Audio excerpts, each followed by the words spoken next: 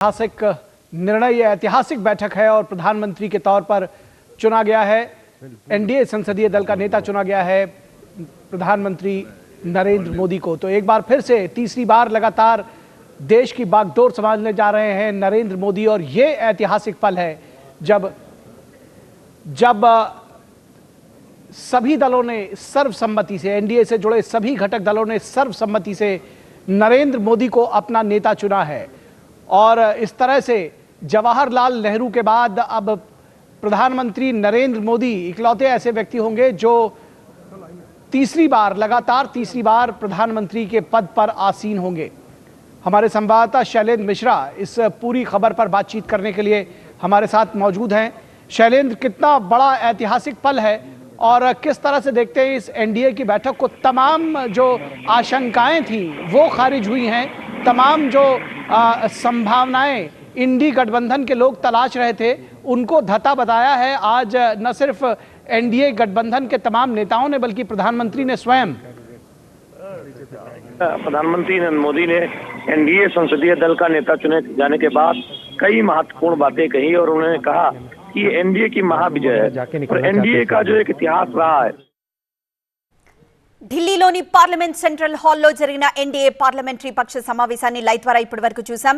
NDA పక్ష నేతగా, BJP పక్ష నేతగా మోదీ పేరును ముందుగా రాజ్నాథ్ ప్రతిపాదించారు.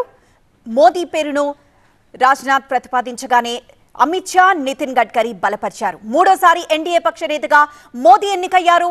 ప్రజాక్షేమం కాంక్షించే వ్యక్తి ప్రధాని కాబోతున్నారు అంటూ వ్యాఖ్యానించారు రాజ్నాథ్. మరోవైపు వచ్చే 5 ఏళ్లు దేశానికి మోదీ ప్రధానిగా ఉంటారని స్పష్టం చేశారు అమిత్ షా. ఎన్డీఏ పార్లమెంటరీ పక్ష నేతగా మోదీని బలపరిచారు కుమారస్వామి, చంద్రబాబు. ఎన్డీఏ పక్ష నేతగా మోదీని బలపరిచారు బీహార్ సీఎం నితీష్. అలానే 10 ఏళ్లలో మోదీ దేశానికి చాలా సేవ చేశారని కొనియాడారు నితీష్. మిగిలిన పని ఈసారి మోదీ పూర్తి చేస్తారన్నారు నితీష్. ఇక బీహార్ ఈసారి కొన్ని చోట్ల ఇతరులు గెలిచారు, కానీ బీహార్లో కూడా మంచి జరుగుతుంది అని వ్యాఖ్యానించారు నితీష్. వచ్చేసారి వాళ్ళంతా ఓడిపోతారు, కొంతమంది ఎవరైతే అదర్ దాన్ నితీష్ కూటమి కాకుండా ఎవరైతే ఉన్నారో వాళ్ళు కూడా ఓడిపోతారు, మేమంతా మాత్రం మీ వెంటే నడుస్తామంటూ వ్యాఖ్యానించారు నితీష్.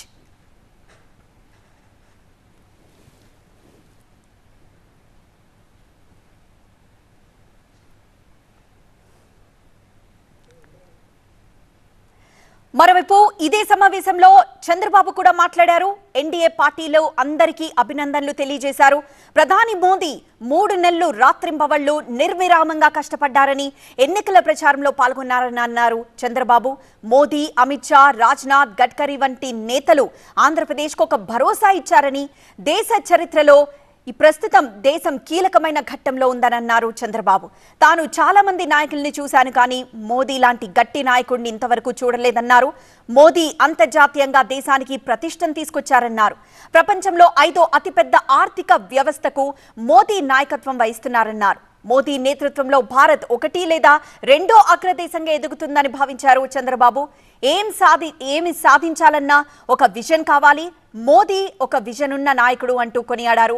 భారత్ అగ్రదేశంగా ఎదగడానికి ఇదొక గొప్ప అవకాశమన్నారు. తొలినాటి నుంచి ఎన్డీఏతో టీడీపీకి మంచి సంబంధాలే ఉన్నాయని, తనకు ఏ ఇజాలు తెలియవని, మానవత్వమే తెలుసని అప్పట్లో ఎన్టీఆర్ అన్నారు. ఇక తన జీవితంలోనూ ఇదొక గొప్ప సందర్భమన్నారు చంద్రబాబు. ముచ్చింతల్లోని స్టాచ్యూ ఆఫ్ ఈక్వాలిటీ ఆధ్యాత్మిక కేంద్రంలో Ilaiyaraaja live in concert. Samatha Ilayaragam June 8 సాయంత్రం 6 గంటల నుంచి. Book your tickets on book my show.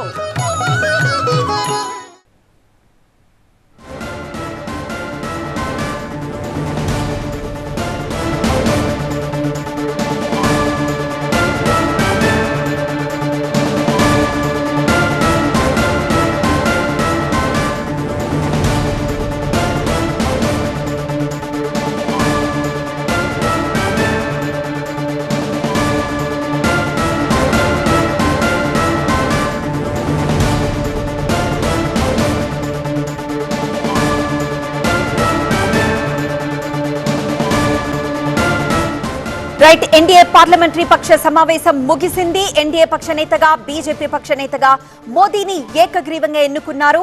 ఇప్పుడు ఇక్కడి నుండి రాష్ట్రపతి భవన్ కి వెళ్లనున్నారు.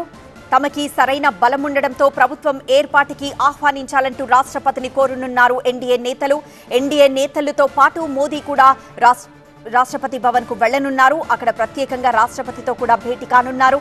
ప్రభుత్వ ఏర్పాటుకు ఆహ్వానించాలని కోరనున్నారు. సో మోదీ పేరును ముందుగా రాజ్నాథ్ ప్రతిపాదించిన మోదీ పేరును అమిత్ షా, నితిన్ గడ్కరీ వీళ్ళిద్దరూ బలపరిచారు.